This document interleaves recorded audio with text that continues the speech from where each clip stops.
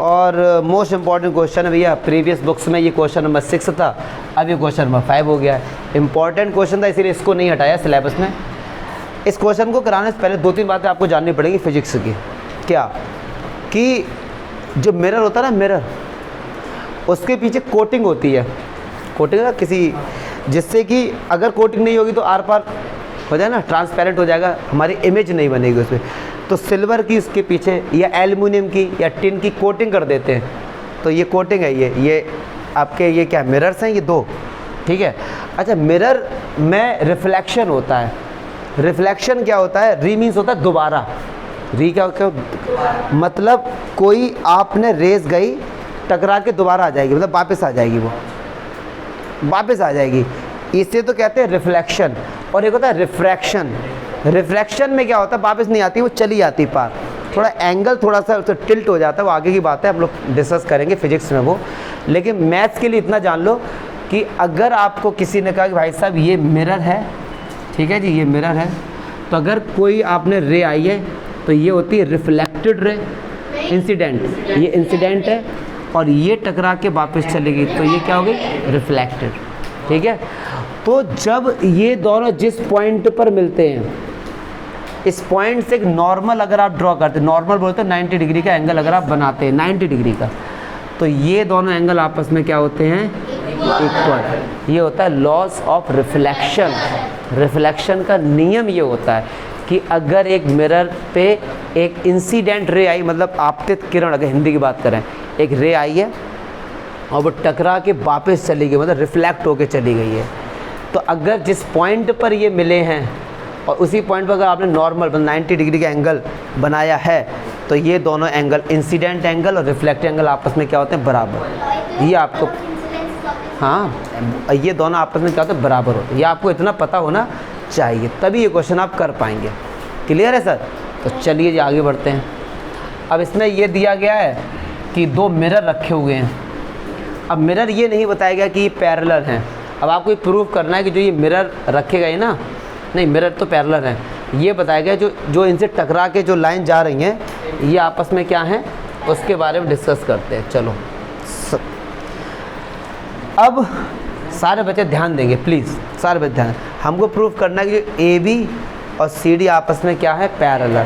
Proof करना है। जब कोई 2 लाइन अगर पैरेलल प्रूफ करनी है तो अल्टरनेट एंगल बराबर दिखा दो, या करस्पॉन्डेंस एंगल बराबर दिखा दो, या सम ऑफ कोइंटीरियर 180 दिखा दो। इन तीनों में कुछ भी एक दिखा दो तो वो लाइन आपस में क्या हो जाएंगी?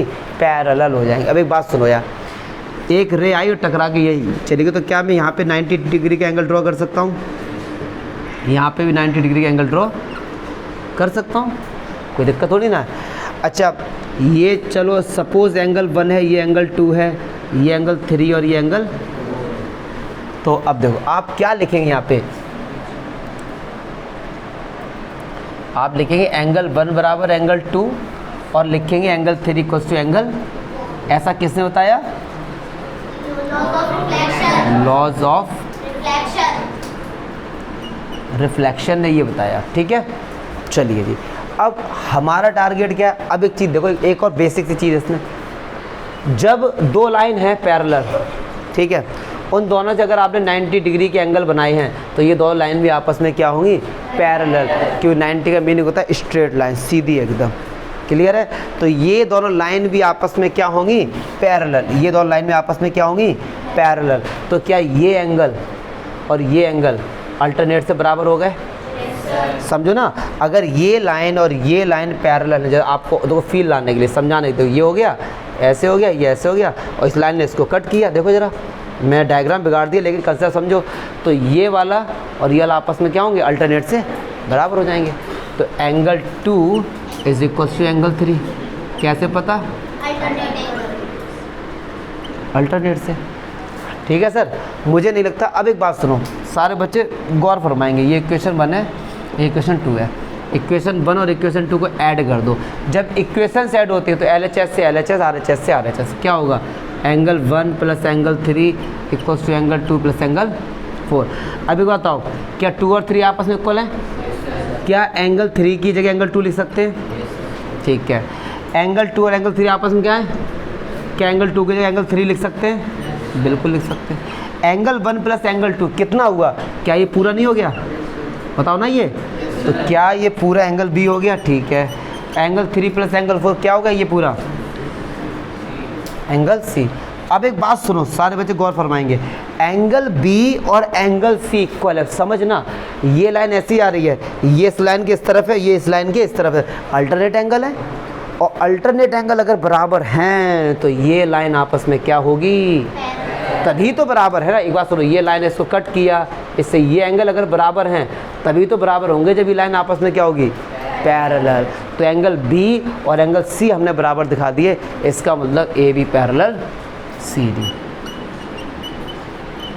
डाउट देखो जरा। हाँ, ये वाला दोबारा से प्लस वाला। बहुत बढ़िया। मैंने इक्वेशन 1 और इक्वेशन 2 को ऐड किया। बच्चे के दिमाग में सर क्यों ऐड किया यार, माइनस क्यों नहीं किया?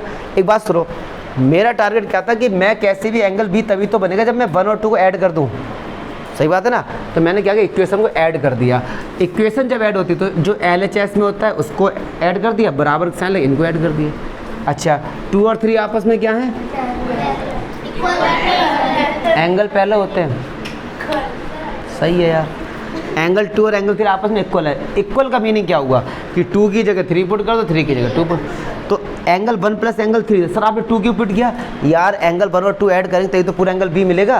तो मैंने क्या किया, इस 3 की जगह 2 और 2 की जगह 3 रख सकते हैं। ठीक है। हाँ हाँ बता, अब बताते रुक जाओ।